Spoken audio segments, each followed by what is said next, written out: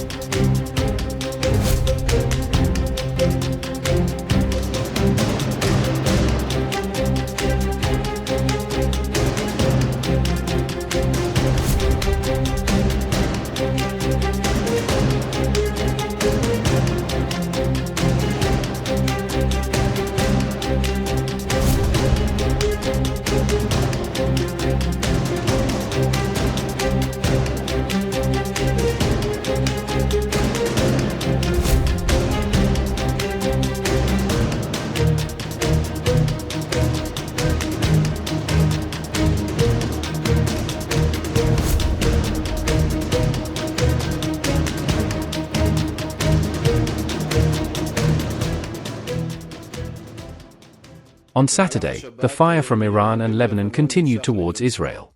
Last night, as a result of the fire from Iran towards the city of Tel Aviv, an Israeli citizen was killed. This is a difficult event, and I express my condolences to his family. A uranium enrichment facility, the only one of its kind in Iran, essentially the first link in the value chain of nuclear weapon production. Additionally, we attacked the heavy water plant in Arak, where the regime planned to produce materials for nuclear weapon development. This is a facility we have already targeted in the past, but we observed that the regime is trying to restore it. We are continuously denying more and more capabilities that threaten Israel's security in Lebanon. The Northern Command forces, led by the command leader, are attacking and achieving numerous successes. IDF forces are maneuvering in southern Lebanon, and deepening the defense space control of this area prevents direct fire on the settlements. To that end, we are currently taking action. Alongside these actions, we are constantly focusing on damaging rocket launching capabilities toward Israel.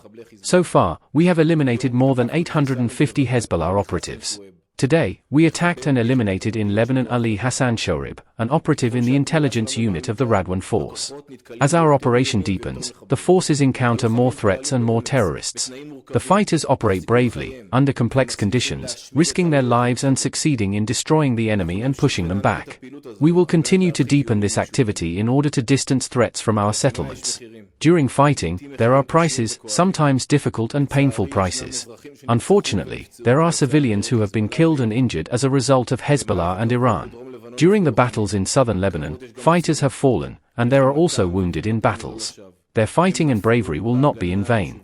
They fell defending the settlements and residents of the north. We will continue to strike and weaken Hezbollah. I'll start with the second question, if I may, to clarify. Since things have already been said and in an inaccurate manner, it's important for me to clarify them here and now. First of all, the IDF is strong. Attacking, for 2.5 years now, on multiple fronts, in Iran for the second time, in Lebanon, in Gaza, we are removing threats and attacking terrorists in Judea and Samaria and more. And we will continue to do this until the threats are removed over Israeli citizens. It is important to clarify this, the IDF is strong. As I mentioned to you earlier, we are acting according to a structured plan in full coordination with our American partners. An unprecedented and exceptional level of cooperation. There is no gap between us, it's important to say. Politicians say things that occur at the political level happen at the political level. We, at the military level, are well coordinated with the American military. We have a structured plan, and we continue to act accordingly, achieving very good results. I say this, as we previously presented the objectives, also at the leadership level, and there are more things we will be publishing in the coming days, you will see. Regarding the supposed American invasion, of any kind, I said that we are well coordinated with the American military. There are things we do together, there are things the American Army does, and there are things that the IDF does, separately. Again, the coordination is excellent. We have a gentleman's agreement that each military speaks on behalf of its own military. I speak on behalf of the Israel Defense Forces. I cannot comment on actions supposedly taken by the American military. We see that the American military continues to amass forces. This is also publicized. Almost every day, we are once again acting in a very coordinated manner, continuing together to strike at this terror regime. I'll start with the first one. In Operation Lion's Roar, we severely damaged the entire nuclear production chain in Iran. We targeted capabilities. The production in the factories, all the components up to the enrichment, centrifuges, reactors, and so on, the entire production chain was affected. It was delayed, but not completely destroyed, and we are currently working to damage the entire nuclear production chain.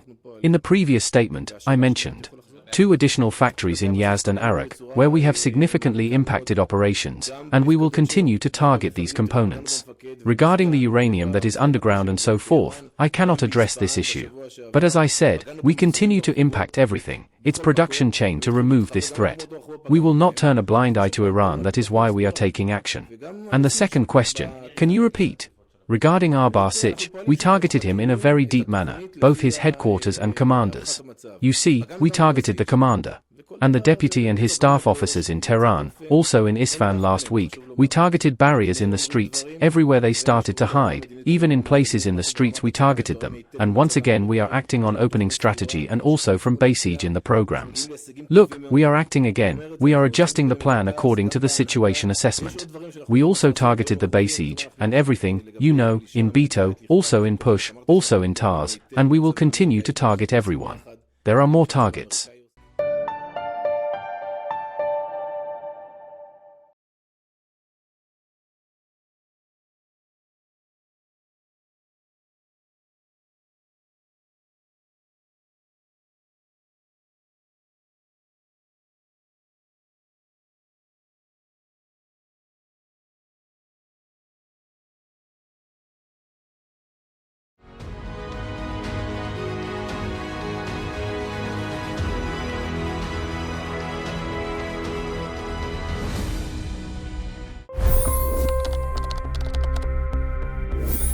$25 crore गरीब गरीबी को परास्त करके बाहर निकले।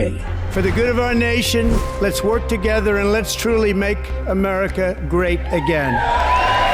The fastest news breaks. Requested PM saying that look, you will have to speak to Putin and to Zelensky. The biggest news makers. The relationship with India is probably the most important bilateral relationship the U.S. will have for the rest of this century. The capital delivered quite an election result today. Expert analysis. The million-dollar question today is how to stop this dance of death. Ground reports. I'm standing at the crossroad of the Kumbh Mela. Behind me are more than 100 entry ghats. Long-form interviews. Exclusionary politics is reflected in Manipur case as well. You don't bother because this is a small state. Deep dive into burning issues. It's often said DRC could be the richest country in the whole world. It's because of what sits underneath. Why exactly did the US topple the Sheikh Hasina government?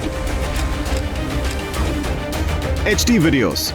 We don't just break news, we break it down.